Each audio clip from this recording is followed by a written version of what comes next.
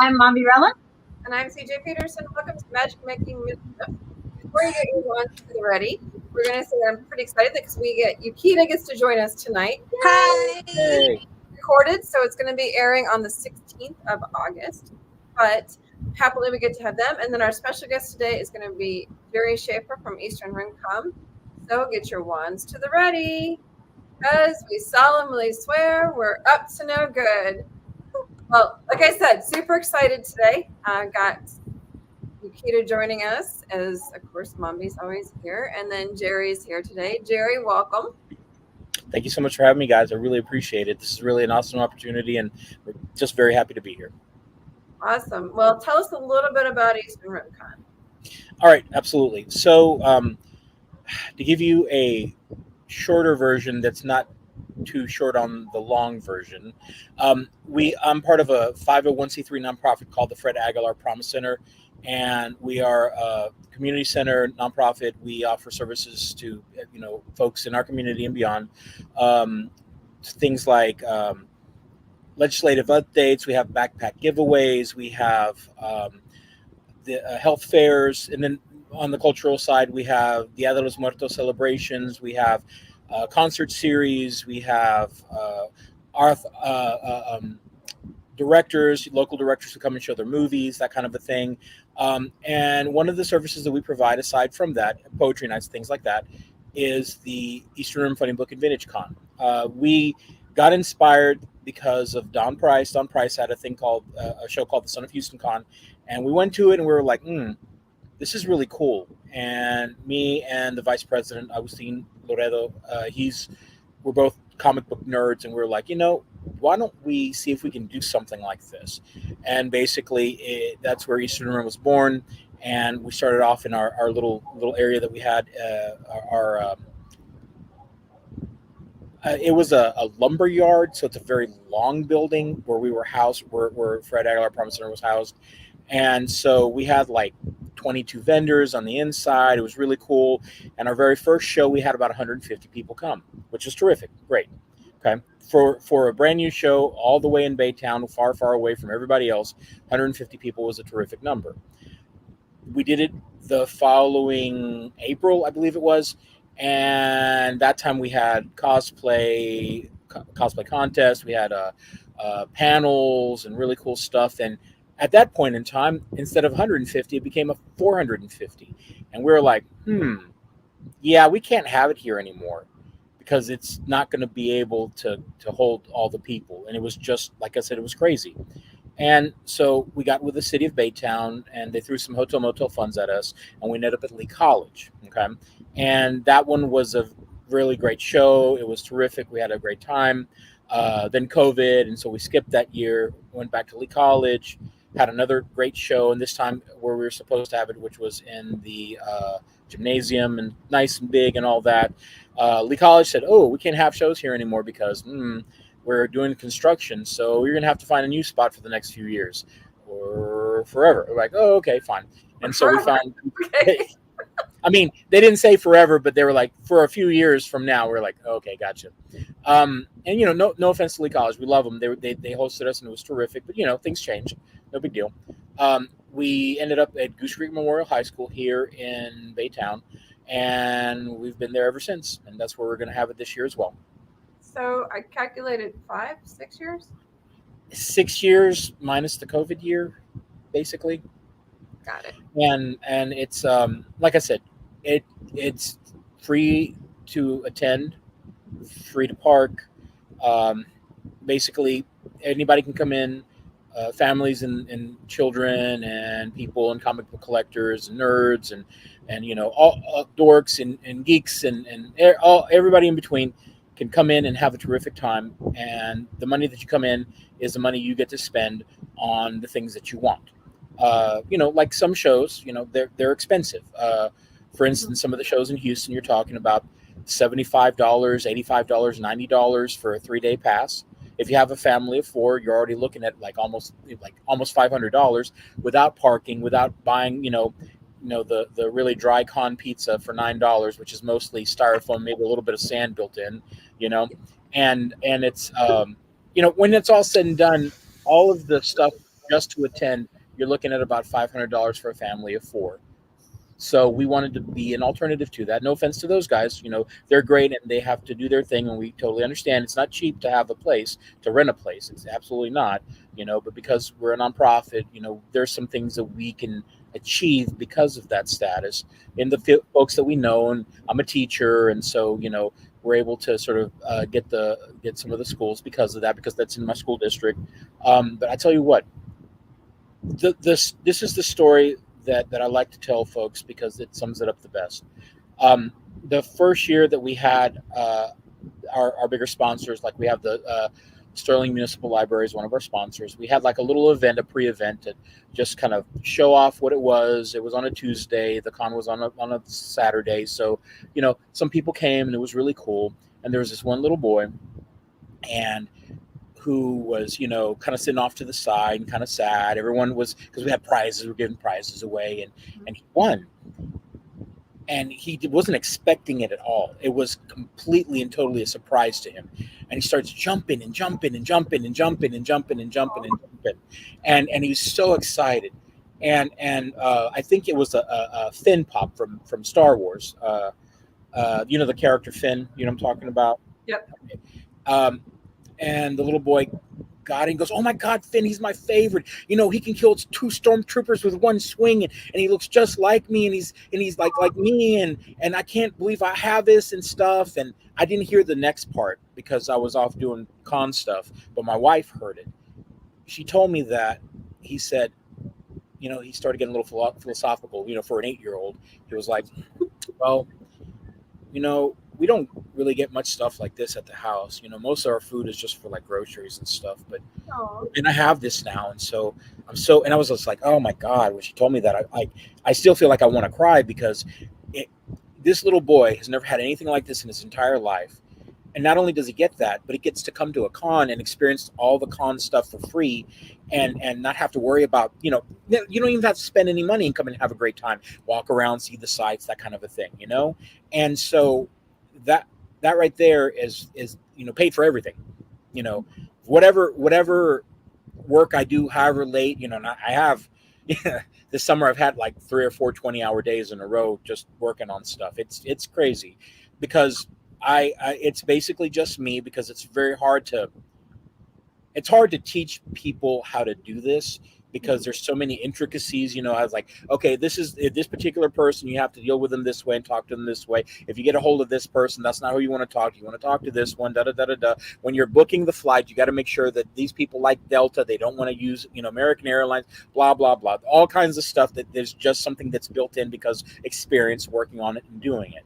But it's that little boy's happiness and reaction and gratitude paid for whatever I do have to do in order to get this done, because in the end, it's for the community, it's for our friends and our family, for our extended family, for our extended friends, and for folks all over the place to come and have a great time. And we'll do our best to give them a world-class con, and we want to make sure that they enjoy themselves and they have a good time, and they don't have to worry about paying to get in, paying to park, or any of that kind of stuff, so they can just experience it at a level that is not prohibitive, and they have access to the things that they should have access to, which hopefully inspires them to go and do greater things. And who knows, I mean, of these folks who are artists and writers and actors who are at our show were just like them when they were kids. Why can't they be the next one? And that's my hope, that's my belief, and my desire for what we do as a con, because it's super important to be able to include everybody and to be able to allow folks to not just see themselves in what's going on, but to also be a part of it as well. That's so sweet.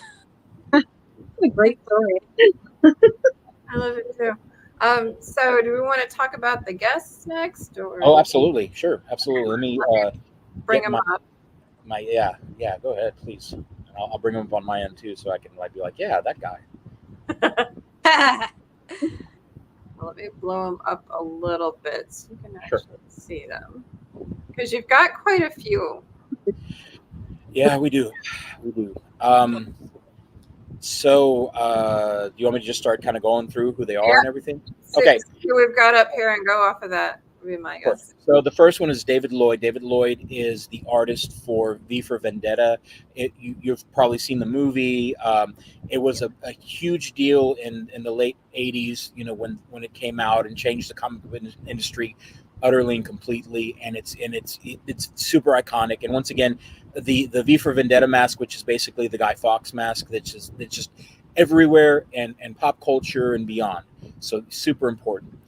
Jay Lee, the next guy, he's a transformative artist, came out like in the 89, 88, 89, 90, right around there. And this dude is unbelievable with his art and what he does. It's just tremendous. And people look at it and they absolutely love it, or they take some time to be able to understand what it is, because it is quite mind-bending, when you check it out. Mike Well, I'm sorry, go ahead. What is it? The way he draws. Yeah. Jay Lee, yeah. It's once again, if you pull up some of his art, you'll see what I'm talking about. It's very super different and super, like, it changed a lot of stuff whenever he came around the corner and presented his stuff. Okay. The next guy is Mike Grell. Mike Grell is a legend in the industry.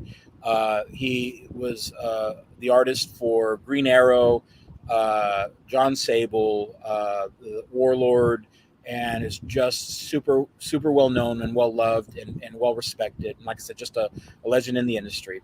Mark A. Nelson, the guy next to him, is actually a dear friend of mine. He does our show every year. He's the one who actually created the art for Eastern Rim. If you look at our shirts and everything that we have, yeah, he made that. That's what he made. Yeah, he makes things that are absolutely out of this world. I can't even explain to you where they come from. It's just I'm like, how do you do it, Mark? He goes, just put pen to paper and there it is. I'm like, well, I don't know which dimension you're have access to, but it's amazing. Of course, after that we have Michael Winslow. So if you remember the Police Academy movies or Spaceballs, he's the guy of 1,000 sound effects. I mean, yeah, dude, that guy is just the best. And he's super humble, super great guy. I could talk to him on the phone. I was like, Mr. Winslow, so let me get this out of the way, sir. Big inspiration for me. Really love you. You're terrific. Oh my God, you're the best. I love, and I was like, okay, cool. So there's that. All right, let's talk about flights. I mean, because I have to do con director stuff too. But yeah, man, he was just so cool, so great. The next gentleman up is Nick Patera. Nick has been one of our big supporters from the very beginning, when we first started. He actually made it to our third show, our big show. And this guy's always just been, doing everything for us and taking care of business. And the guy is amazing. He has this. So his story is kind of got a little bit of a sad touch to it. His daughter had some really profound heart issues. And they were staying at the Ronald McDonald House while she was getting treatment, and they didn't know how things were going to work out. And so from that feeling of powerlessness, he created this character, Axe Wielder John, and it's a big barbarian story, and there's blood and guts and fighting, but there's a absolute beautiful heart at the center of it that is can only be described as the heart of a father who wants his little girl to be okay. Aww. So I'll put it that way. And I mean, look, just so you know, it doesn't hold back. There's plenty of blood and guts and all kinds of stuff, but there's a very beautiful center full of heart and full of love that is, because he's let me look at the previews of it and the setup, and man, it's heartbreaking and beautiful and violent. So is it comic books, or is it? It's a graphic novel. That he ran through Zoop, which is one of the little organization, not a little, but one of the organizations like Kickstarter or whatever. And let me tell you, this dude put it out there, and he got 260,000, 50,000, yeah, it's crazy, crazy. But Nick is a terrific guy. He was going to be a teacher, but ended up being a comic book artist, and gives free lessons. He's just the best. Okay. The next guy is Lobos, is what he likes to go by, but Pablo Villalobos. He is an exceptionally beautiful artist, and has like any of the beautiful art that you see from, let's say, like J.H. Williams or Adam Hughes or anything like that. He is at that level, and people lose their minds at how beautiful the stuff that he does. Like I saw him at Bell County this last weekend, and because I wanted to meet him and say hi or whatever, and because I'd never met him before, and he was just working on just a little sketch, and I was just like, oh my gosh, wow. And he was just like, here you go. I'm like, oh my god, how did you do? Where? How? Okay, cool, rock and roll, lovely. Some of these artists are like crazy fast and how their brain works, but their art just looks stunning. Yeah, it's unbelievable. Next up is Nancy A. Collins, and she is a terrific writer. She did Swamp Thing for several years, 3 or 4 years. Has also written her own book, and as is an actual legit author, horror, sci-fi author. I mean horror, yeah, I guess horror fantasy, I guess. And it's Sunglasses After Midnight, Sonya Blue. Really great stuff. Like I said, if you're into vampires and like cool vampires, no offense, they're pretty cool too. But if you're into the stuff that's maybe on the other side of the street, she's your gal. She's got it going on. All right. Then we have Tehani Farr, and she is comes from a very interesting lineage. She is British and Mexican. She lives in Mexico City, and she is an absolutely beautiful artist. Has done stuff for Heavy Metal magazine and all kinds of covers for bands and stuff. She's just unbelievable. Like I said, the stuff that she has is terrific. The next guy is Daniel Scott Jr., and let me tell you, I'm gonna tell you here right now, everyone listening to me, he's gonna be at Eastern Rim. He makes art out of wrappers, like candy wrappers and bubblegum wrappers, but it is the most beautiful stuff you've ever seen. It is unlike anything that has ever been created that I've ever seen in my entire life. And you think bubblegum wrappers, it sounds, like maybe it's not going to be so great. No, I'm telling you, it is such beautiful stuff that it's unbelievable. And I'm telling you right now, if you got a couple of bucks, you might want to buy something from him, because I truly believe that his stuff not only is going to be, in comic books, but it's going to be hanging on the walls of art museums in the future, because his stuff is just revolutionary. People don't think that you can mix with that. I've seen people make dresses out of those. Absolutely. So yeah, it's like I said, the stuff is just absolutely unbelievable. I'll send something here in just a second so you can see what I'm talking about. Okay, the next one is Devin Kraft. Devin is, as it says on there, he's a vanguard artist. That guy is up and coming, and the next few years, it's going to be, he's going to do stuff that is going to change comics.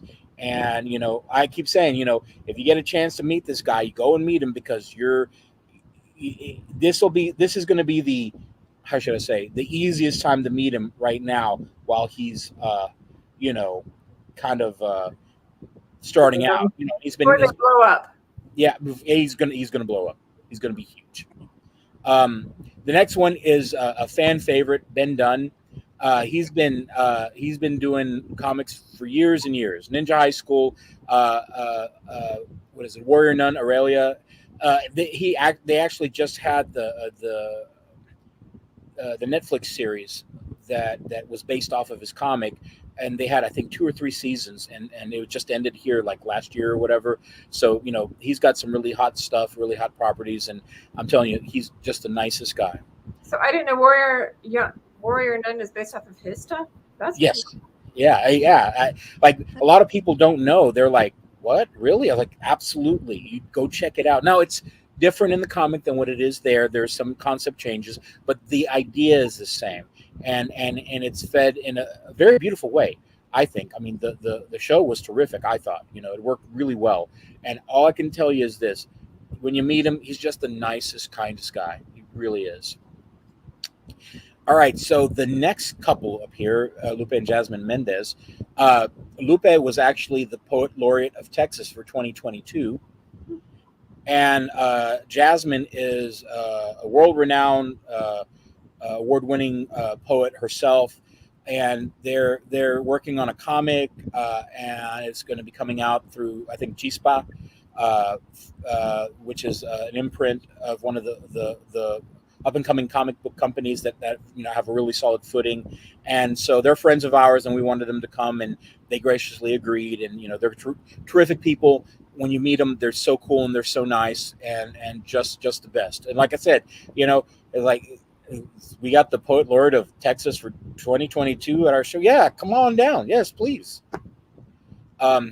So the next two people, if you put them both on the screen at the same time, one of them is Skylar Newton, the other one is Mina Baldwin. So our thing is this: we want to help up and coming artists and creators, and we want to be able to give them a stage where they can present themselves and maybe make contacts, be able to make some sort of connection, something like that.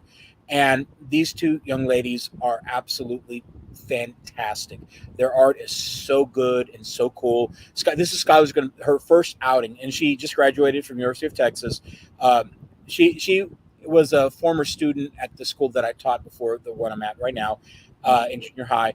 And she was just an absolute brilliant, wonderful kid. And she's been making comics for, like 4 or 5 years, something like that. It's all on webtoons, and she's just awesome. And like I'm telling you, her and Mina, the one next to her, who I discovered at a show, she had a comic, she was working on stuff, and I was just like, yeah, come on, let's bring her on. And she's been doing shows for a while as well. But both of these young ladies are definitely going to be the up and comers here in the near future. And we were so lucky to be able to get them to be at our show. And like I said, we want to provide young artists opportunity to be a part of something bigger, to have their work, connected to something, and maybe make some connections that they didn't have before. The thing is, ODB from the Wu-Tang Clan always said that Wu-Tang's for the children, and I always say that Eastern Rim's for the children too, because we want to be able to provide that access to these folks, and for them to be able to have a way to make those connections and be a part of something bigger. And the last guy, okay, and his name isn't on there. Unfortunately, I give you the wrong poster because it's all mixed up on my phone. But his name is Carl Moline. This guy is an inspired artist. He has been doing comics for years, and he's been like all major publishers and Image and all over the place. And he's a terrific guy. Like he contacted us out of the blue, and he was like, "Hey, we're friends with one of your former artists who was at your show last year. I would like to be a part." I was like, "Yeah, yes, be a part of our show. Yes, come on down." And so that's what's going on with that. There you go. I want to talk about our indie folks on the back. So these folks, actually, there you go. Making sure the address was on there. There we go. Amanda Flores, Eduardo Fluffy Bunny Barbier, Nico Rodriguez, Ken, I can never pronounce his last name, Insidinaya, Isaac Martis, Vrax, Justin Prine. I left the name off of that one. So these folks are terrific, wonderful people who are indie artists here in Houston, and we're so lucky to have them. And then below we have our cosplay guests, Rumpelstiltskin, Neff artist, Chelsea, Warrior Princess, Fairy and Peachy. And then, of course, Jay Gillespie, who is another artist friend of ours who's going to be there, and he's terrific.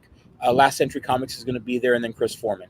So, yeah, we have all these cool folks who are part of the show, and we want to really focus on those folks because they're what's next. After these guys, who are super famous and, are well-known and everybody loves them, then that Nico and and Justin and them, they're the next group of people to come up, and we want to make sure that we provide opportunities for them as well. Because what are we if not a show of opportunities that allows people to come and be a part of something bigger and help make us be something more, and allows us to grow together and to be to be so cool and happy and great.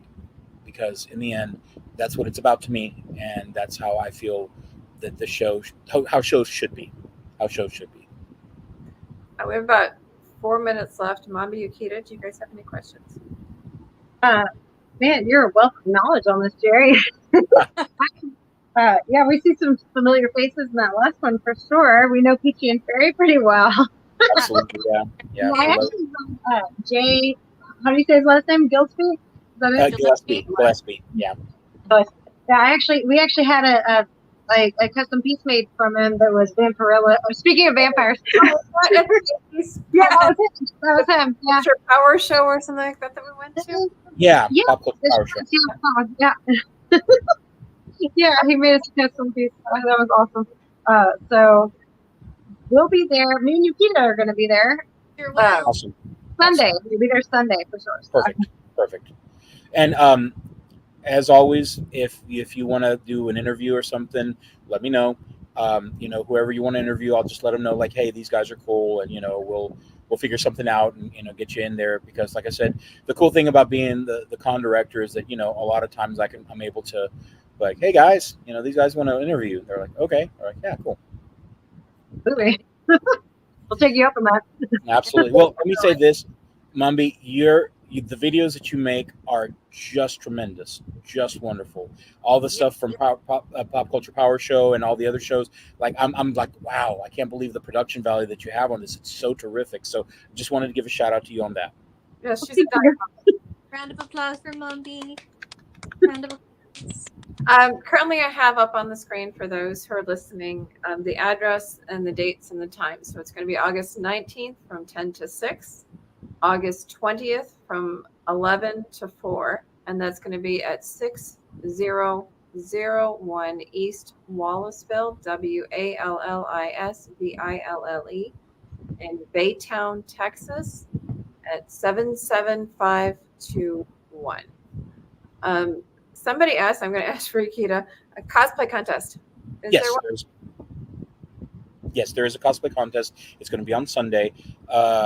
You can sign up there. I believe the online stuff is working as well. So sometimes things glitch or whatever. So, but if it doesn't work on there, just come to the show on Saturday or Sunday, and you can sign up. And we're going to have the let me see, novice, the intermediate, and the advanced, and we'll also have best in show. So that way everybody's covered. Whether because our cosplay contest is based on the folks who want to make their costumes and do all that kind of stuff, which is terrific. But we also have best in show for the folks who just want to strut their stuff, because everybody who does cosplay deserves to have accolades, and they deserve to be a part of the show as well. So is there kids cosplay and adults, or just? Usually we it's kind of all mixed together, just because it's one of those things that it's very egalitarian. We're all part of the process. We actually had a little boy win in the novice section our first year, because he made a Spider-Man costume, because we advertise on the radio and everything. And so he heard it on the radio. He got really excited, told his mom. And so they went and got the sticky, like the stuff that you put on shirts or whatever, you know what I'm talking about? And so he made his own costume, and he won in the novice category because of the fact that, he came out and it was just so cool, and everybody was like so amazed that he did his own little thing, and it was so awesome. How cute. Oh my God. Very tough competition if you had like a mom that made a whole cosplay for her little bitty girl, though, I'd imagine. Everybody's like, oh, sorry, everybody, they win. So we have actually a little bit overtime. Is there anything you'd like to add? Just that everybody's welcome. Everyone's included. We want to make sure that people see themselves in what we're doing and know that they're part of our con family. And in the end, when it's all said and done, what we do is for you, and we truly hope that everyone has a terrific time. We're going to work our hardest to make sure that it's great. And things happen, things occur. You know what I'm saying? Sometimes things don't go the way we want them to go. But regardless, we're going to have a great time. And everyone, please come on down. It's free to get in, free to park. Come on in, with whatever money you have, spend it on what you want. We're going to have food there. We're going to have, a great time. We're going to have, actually, really quickly, we're going to have a breakdancing crew there who's going to be teaching how to breakdance as well. Cool. So we're going to have a lot of cool things that are. I need to video that, and you guys need to do that. Oh yeah. There you go. There you go. Mombierella on the dance floor, spinning on her head. There you go. Absolutely. Doing the worm. Yeah. Oh, last thing I wanted to say is that this is also a focus on literacy, because the school that I work at is one of our sponsors. We're going to be creating a 3-panel comic that we're going to have there, and kids can come in and they can color it if they want. They can put in their own words, create their own story, and it's going to be like 2 characters talking to each other all the way through. And when it's all said and done, they're going to be able to make their own comic while they're there. Very cool. Well, thank you, Jerry, so much for coming on. Oh, absolutely. I We're really looking forward to coming out. This will be our first time to go out there, so I'm excited. Yeah, We're excited to have y'all. I'm sorry. And so there's also going to be a lot of panels too throughout the day. Yeah, we're working on that right now. It's one of those things where it's just like, coming together. It's all coming together. Awesome. So will you release the schedule on the website as it gets closer a little bit more? Yeah. Sometimes things are kind of weird because guests, don't. Creatives are creative, and so they work creatively, if that makes any sense at all. So if we don't have anything that we can release previous to that, we'll have something there with the information. Perfect. Well, like I said, this is airing on the 16th, so Eastern Rim will be that weekend. So make sure to get there and enjoy it and have fun and bring your family. Jerry, thank you so much for being on, Mombi. Thank you guys so much for joining us. If you see us at Eastern Rim on Sunday, make sure to say hi, snap a picture with us, get in the video. Love you guys. Till next time. Get your wands ready. Get the wands ready first. Love you guys. Ready? Mischief managed.